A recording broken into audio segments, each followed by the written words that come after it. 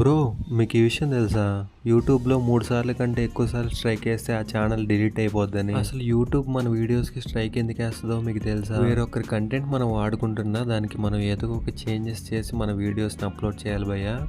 అలా కాకుండా వాళ్ళ వీడియోస్ని యాజ్ టీజ్ ఎలా ఉందో అలా మనం వాళ్ళ పర్మిషన్ లేకుండా వీడియోలో చేంజెస్ చేయకోకుండా మన ఛానల్లో వాళ్ళ వీడియోస్ పెట్టుకుంటే స్ట్రైక్ పడుతుంది భయ్యా. నేను ఎక్కువ స్ట్రైక్స్ దేని మీద చూసానంటే, క్రికెట్ వాళ్ళు ఎక్కువగా వాళ్ళ కంటెంట్ యూట్యూబ్లో షేర్ చేయరు కదా భయ్య. ఐసీఐసీ వాళ్ళు ఎప్పుడైతే వాళ్ళ కంటెంట్ వాళ్ళ పర్మిషన్ లేకుండా మన ఛానల్లో చూస్తారో మనకి స్ట్రైక్ వేస్తారు భయ్య. ఎప్పుడైతే మనం ఓన్గా మనం కంటెంట్ చేస్తామో అప్పుడు మనకి స్ట్రైక్స్ అనేవి పడవు భయ్య. ఎప్పుడైతే వేరే ఒకళ్ళు కంటెంట్ మనం కాపీ చేసి దాంట్లో ఏం చేంజెస్ చేయకుండా అలాగే అప్లోడ్ చేస్తే మనకి స్ట్రైక్స్ పడే ఛాన్సెస్ చాలా ఎక్కువ ఉన్నాయి భయ్య. ఇంకో ఎగ్జాంపుల్ అంటే మూవీస్ భయ్య. వాళ్ళ పర్మిషన్ లేకుండా మనం ఎప్పుడైతే వాళ్ళ మూవీస్ని మన ఛానల్లో పెట్టుకుంటామో మనకి స్ట్రైక్స్ పడే ఛాన్స్ చాలా ఎక్కువ అవుతుంది భయ్య. దీంతో పాటు యూట్యూబ్ అనేది కమ్యూనిటీ గైడ్ లైన్స్ చాలా స్ట్రిక్ట్ గా ఫాలో అవుతుంది. కంటెంట్ కాపీ చేస్తే స్ట్రైక్